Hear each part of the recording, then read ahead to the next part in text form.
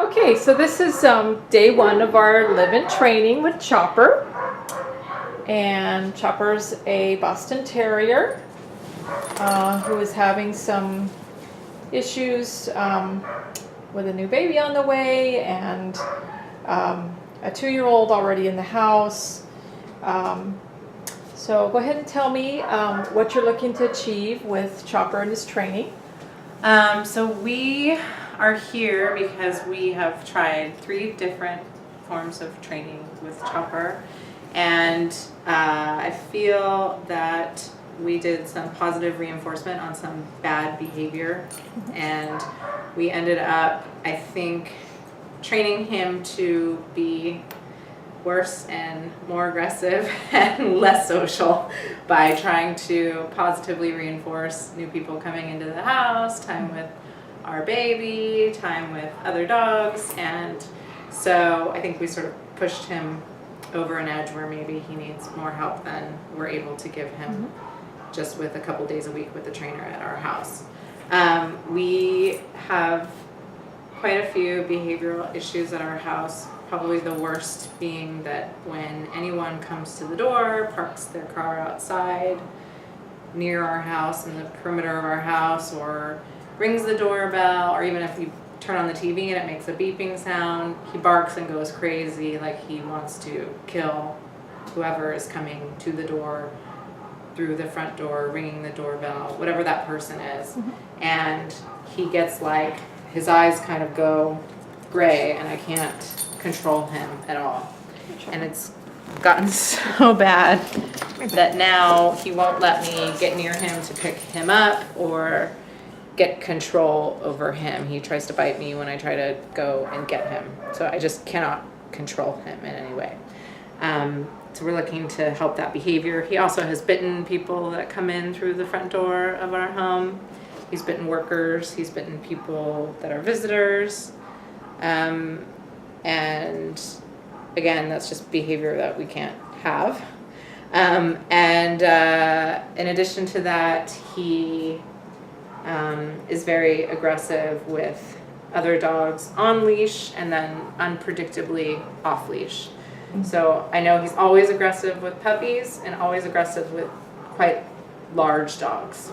And I think all of this is fear-based, to be honest with you, because if you look at him right now, he's a scared dog. Right. And so when he's at home, that's just how he's learned to cope with being scared. And so what we're looking to do is try to teach him new ways of thinking about the world and behavior so that we can have a happy, peaceful home. We can have friends come to visit. We can have delivery guys come. We're having quite a bit of construction coming to our house. We'd like no one to get bit while we have guys working in our house every day. Right. And we just want him to be that loving family dog that we know he is when he's in a relaxed state, which in the evenings when there's nobody around and there's no one on the street, he's just the best dog, and he's a great family dog, and he's great with our kids, but God forbid somebody ring the doorbell and it's another story. Right. So that's what we're looking for with Sweet Chops. And we know he's in there. Right? Okay. All right, let me shoot a little bit more video, Chopper. Look at me, buddy. Hi, buddy. Chopper. Okay, good job. Always have Chopper sit at doorways. It's just a great way to keep him calm throughout the day. You have to go through a doorway anyway. Why not do this little exercise? See what I'm doing? I have him sit. What happened was I opened the door. I had him sit first because a lot of times the dog will pop up when the door opens. So to make it as hard as possible for him, which of course develops a higher level of focus, which is good for him, you want to have him sit and then open the door and teach him to stay seated while it opens. I step in. I step back. He walks through with me. Okay. And he may try to pull you sometimes at your doorways, those doorways he used to rush through. But all you do is this little gentle prompt. See how I'm just, my left hand just kind of like tapping the brakes. Tapping the brakes, do a left circle whenever you can. About to do another one here because I want him to sit in front of the mat exercise we're about to do. And you have him sit, Matt's there with your right hand. He's on your left, your right hand. You pat his chest and you say, go to your mat. And you say down. He goes into a down. And this exercise really can just be good. 5 minutes a day. Doesn't have to be a lot of time. Excuse me. It's really about the quality of how you spend this time with him. It's not about the quantity of like him being in downstay for 20 minutes. It's about, good, getting 5 minutes of calmness and focus. Excuse me. And that depends on how you do this. It all depends on how the person actually does this exercise. Because somebody else could have him on this mat for 5 minutes and kind of be really sloppy and throw the food at him and whatever, and he wouldn't be calmer. He would just be in a downstay, but it wouldn't be a solid downstay, and it wouldn't serve to make him calmer after he got up and left the mat, which is our goal. Our goal is the byproduct of doing this is a dog that's calm all day long. During free time, which is the vast majority of his time, is he's going to be free. You're not going to be training him that long every day. Good. So even now, he's waiting. A lot of it's how you deliver the food. I'm holding it just like this, and then overhand on the mat. Good. I place it on the mat and let go of it. He takes it off the mat when I withdraw, and I say good when he takes it, because you want to make sure that anytime that you have a chance to connect that word good with a reward, you want to do that, because when you don't have food and you say good, it's still going to be special to him, because we've given him food at the same moment as saying good so many times. So you want him to always have that great feeling about that word. So it's always, timing is really important. Good, it's always like that. And I'm placing the food and letting go and withdrawing. I'm not tossing it, I'm not doing that. At that last moment, you see, you can watch the video and see me, how I'm doing it. I'm not using quick, jerky movements. Good, I'm kind of pausing for a second or two at the bottom there. He's waiting. If he tries to take it from you, you just say no and you pull it back. No, you might have to do that a few times. And then he's gonna wait, because he knows what that means.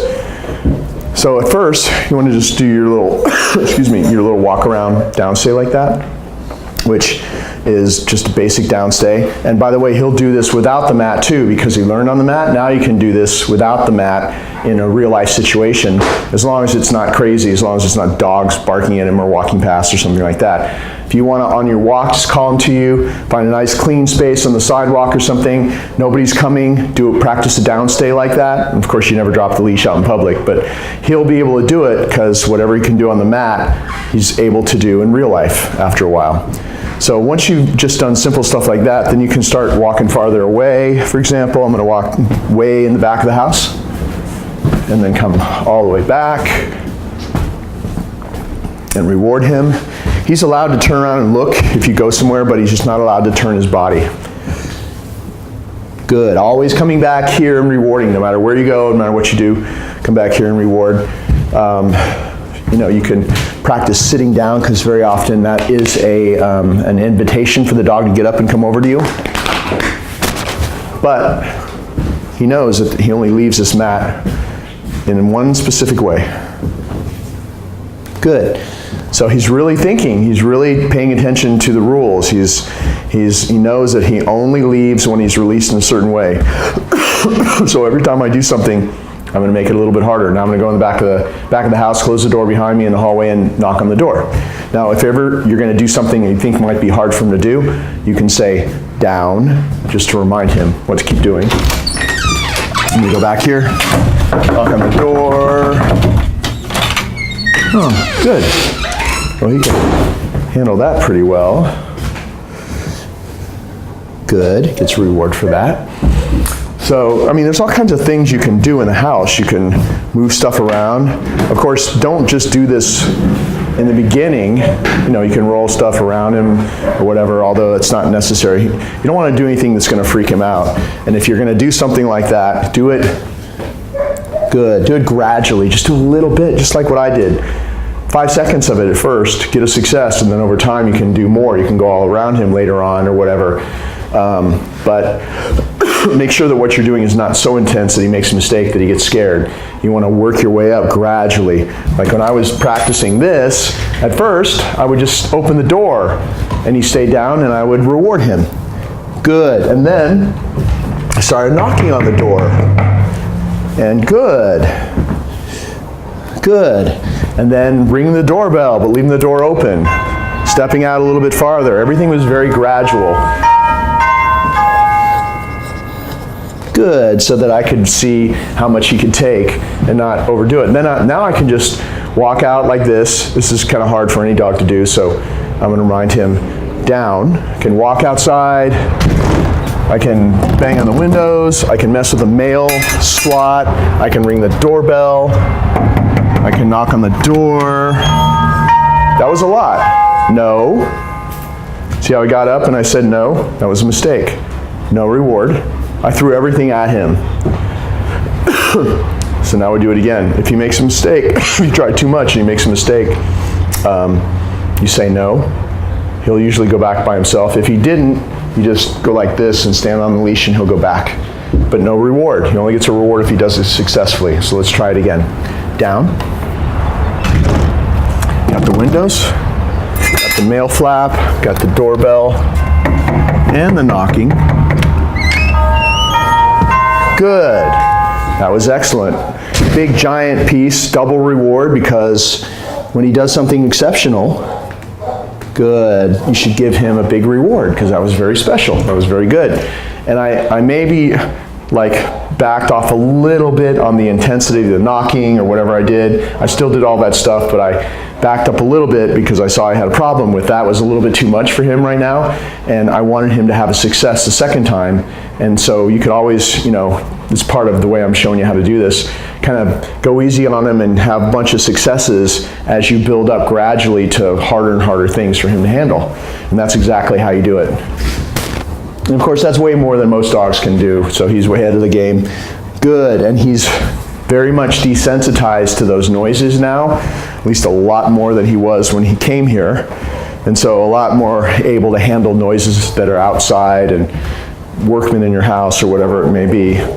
Now we're going to finish the exercise. I'm just kind of like cooling down, a couple of circles around him. Good, another reward. Standing next to him. This is the only way he ever leaves. Okay, that's the way he leaves his downstay. Sit. We're going to go straight to the door again. I'm going to do that doorway thing because I'm going to give him some free time outside. He sits, I open the door, I step out, he waits till I come back next to him, so never call him to you. You'll just teach him to rush through a doorway to follow you, so you never do that, of course. He waits till you come back. The message is I only go through those boundaries with them, and I do it calmly, respectfully, I don't pull. Okay, just like that, see? Perfect. And then on the outside, sit, and then you can release him to be free and give him some free time. Go. But always release him on the outside of that boundary.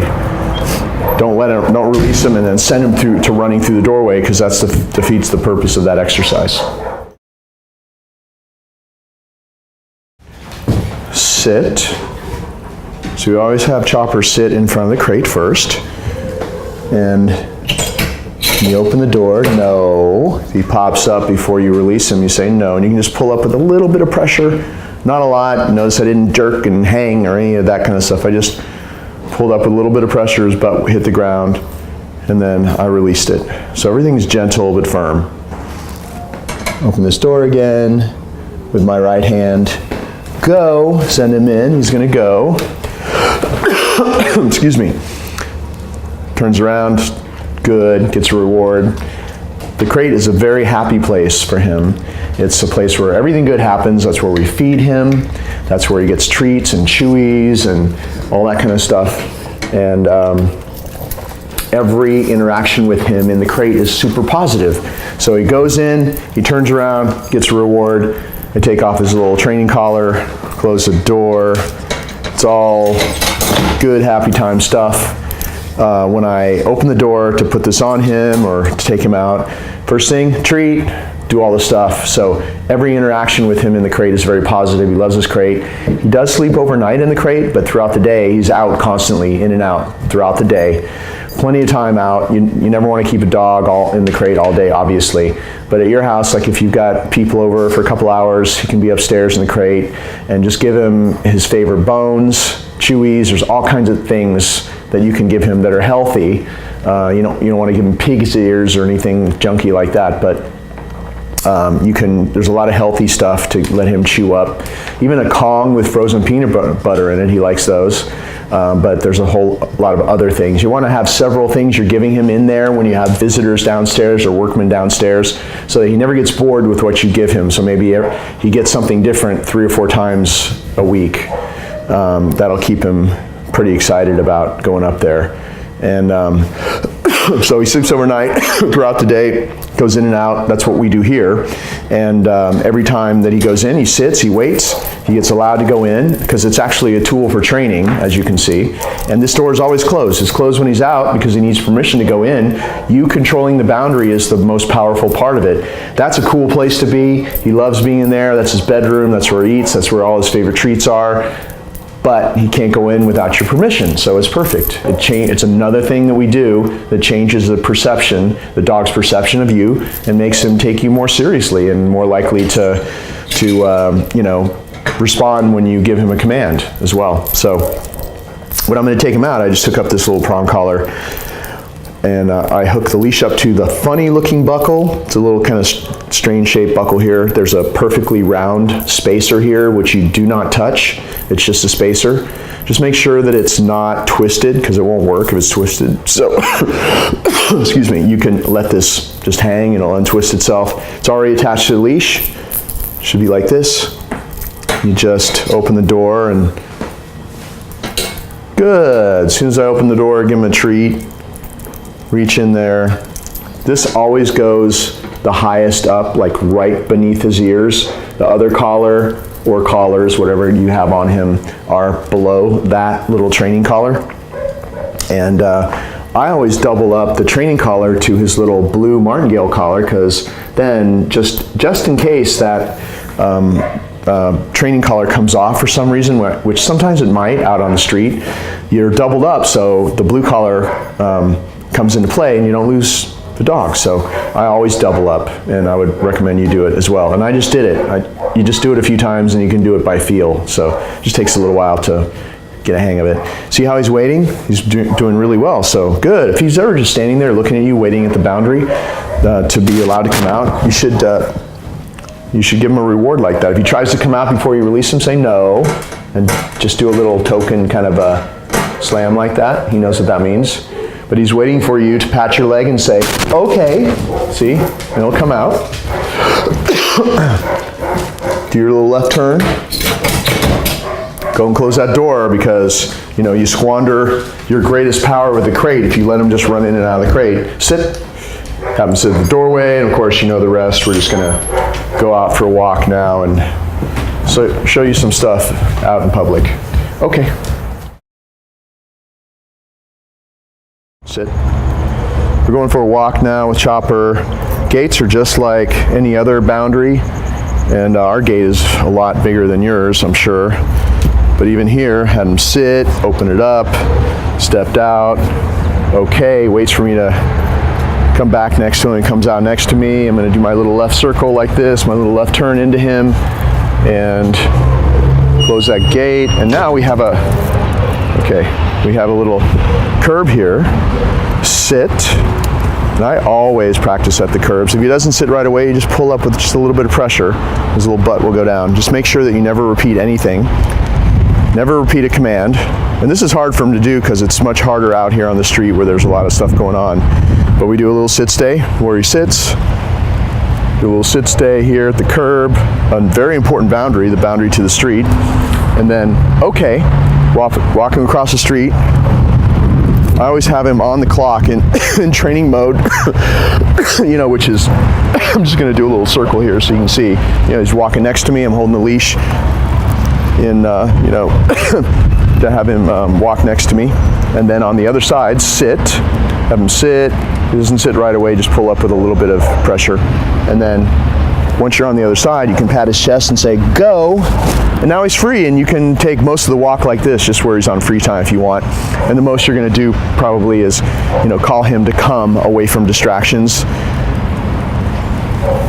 And he knows that's what we're going to do, which is part of why this works so well, because we've done this so many times. Now he cares more about, hey, when are you going to call me to come back to you because I pay you, rather than getting aggressive with another dog or a person or whatever, bicyclist or jogger, whatever he used to do. I know he was having problems with one or all of those kinds of distractions. So now he anticipates what we do out here, which is like all about me, coming to me, and he can see another dog or another distraction and care, hardly ever even care. And if he does care at all, I'm going to call him back to come to me.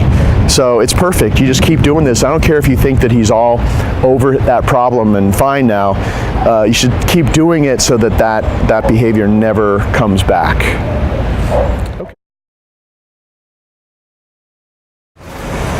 Sit.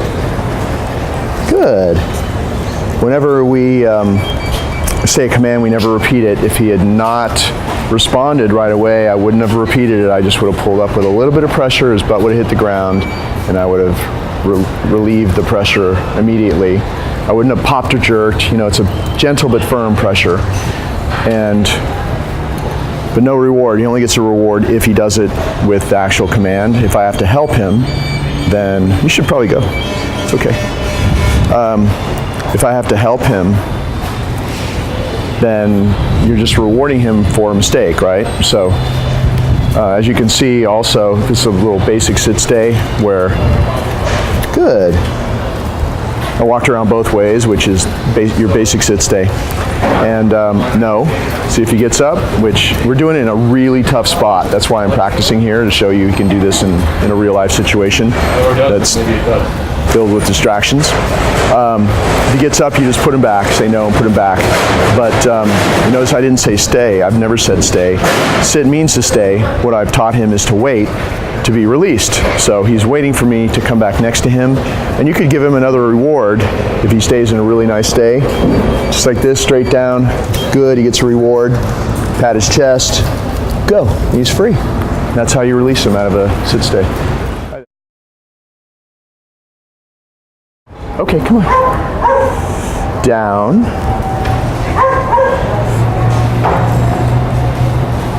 Good. So the DOWN here has been good. A little bit tough for him because of all the goings on around here. For some reason he got, it's not for some reason, it's obvious. It's kind of a crazy environment. Good, here by the back door of Home Depot, and he got a little bit nervous. I know his thing is with workmen because you're having work done in your house. So this is where all the workmen go. Of course, it's not your house, but still, we're dealing with all the same kind of noises and the types of people. Good, it's okay. We're not even here. So when I told him down, see, this is great. This is difficult for him to handle. Good boy. See, I'm dealing with the distractions. Is it back stuff? We're actually filming this right now. Good. I'm keeping him calm by rewarding him at the appropriate moment. And this is kind of what we did when we had him upstairs when the workmen were down below in one of my visits to your house. Good, but he's ready for this now. Anyway, going way back then, the down was difficult because he's a little bit nervous. But you saw how I did it. I said it once, I stepped on the leash. There's just a little bit of tension. He went down. And I rewarded him for that in this situation because that's tough for him to do, and he's doing really well, compared to the way he used to be when he first came to us. There's no way that he could have handled this, and of course the stay is really what's hard. It's like, a lot of dogs can go down, but will they stay there with a bunch of crazy stuff going past them? Amtrak, that's the Amtrak right there. It's pretty noisy. Poor guy, he's doing really well. So. Good, big reward, And just like anything that you do that's really hard for him to do and new for him, you want to get a quick success and then leave while he's doing well. So that's what we're going to do now. Okay, let's go. Come on, bud. Okay. Sit. We're doing a little greeting routine with Chopper, the person that he does not know. Give her little treats there. Make sure you always ask if the person is a vegan or not, because you don't want to hand them meat. It offends people that are vegetarians or vegans. I know you're not a vegan. So you step away from him, give them a little treat. They offer it to him like that. Just go ahead and offer it to him. And then I'm going to say, go say hi. He's going to go take a treat. I'm going to say, come. I'm going to call him back to me. Good. We've done this with a bunch of different people. Sit. It's a great exercise to do just for the training because you got the sit. Just go to your right and show what's behind us there, because it's actually part of his issue. Hey, look at this. Part of his issue is dogs on a leash, and so it's like right there happening. Somebody's picking up their dog and putting the dog in the car. And he's able to stay in a sit stay, sort of. No, if he pops up because a distraction shows up, do your little circle, put him back. Make sure he stays there. I'm just going to do this a couple more times. Treat, walk back over to him, go say hi, gets a treat, come. Good. You can practice this with the family, just whoever, trade off. Like one time you're doing this, the next time somebody else is doing it and you're over there on the receiving end. Sit. It's great because you practice the sit stay, you practice the release, make sure he waits every time. Make sure he really waits till you release him. Go. Practice his release command, you practice come. It's just a great little exercise, and if he meets a lot of people in this way and you want him to really like somebody, you plug that person into this spot and he knows, oh, that person's cool because everybody I meet this way is great, it's always safe. You're orchestrating this whole thing so he feels safe, and it's just a great way to introduce him to people and keep it all good. And then you see how calm he is, then you end on a high note like this, and next time he's a little bit better with a new person. When I'm practicing the recall with Chopper, I always have the leash on my left hand, and I'll show you why in a second. And then I use my right hand just to grab a little reward. And I always call him to a target, a very specific target. It's a closed hand for a couple of different reasons. First of all, there's a reward in there when I'm practicing. Whenever I am going to practice with him, I make sure that there's a reward in there, because in a real life situation, you're not going to have a treat on you. And so you want to call him to this, and he's not going to know there's no treat in there. If you're not calling him to something like this, you're going to call him to an open hand or a half open hand or whatever, and it's not going to work as well. And after you practice this a lot, he'll come to this every time, and he won't even know why he loves to come to this, because of the way that I do it. So I'll show you the way I've been doing it. Very often, he won't stop looking at you when you're practicing. There's nothing to call him away from. You got to create your own distraction. So I'm just going to toss a little reward. Go. He's into these rewards. Go. Call him, come away from it. Good. You see how I did that? I backed away, which made him rush to me. And the second he touched his nose to my target hand there, I opened it up. I said, good. Everything happened at once. Let's try it again. Go. Come. Calling him away from something. Good. You can even pet him with that other hand. You've got the hand free. The leash is around your wrist. You can pet him and say, good. Give him the treat at the same moment. And then really all that's missing in a real life situation is the treat's not there, but you're still saying good, petting him, so it's enough to make him still feel good about coming to you. The other way, go, come. The other way is to, good, grab the hand, grab the leash with your left hand, and it's going to be on your left because it's on his right. That's why just holding the leash like this with your left hand, then you just step into him and sit. You got him back on the clock in training mode. So that's why I always do left hand leash, right hand rewards. Very simple. So he's used to doing this. If you just do these moves, he'll click in and do it with you. It's just a matter of you practicing a little bit. And backing away is so much better than standing still, because when you back away, he wants to rush to you, and if that's the way you practice, then in an emergency situation where your back's to a wall or to a curb or something, he's still going to run to you because you practiced in a way where it taught him to rush to you every time. So always, when you're practicing, always make sure there's a place behind you so you can back away so he rushes to you, because that's the kind of recall you want. You want to say, come, and man, he just turns on a dime and comes running back to you. That's the kind of recall you want, and if you practice exactly like I showed you, you'll have that with him. He's already got it. You just have to keep doing these moves and it'll get even better.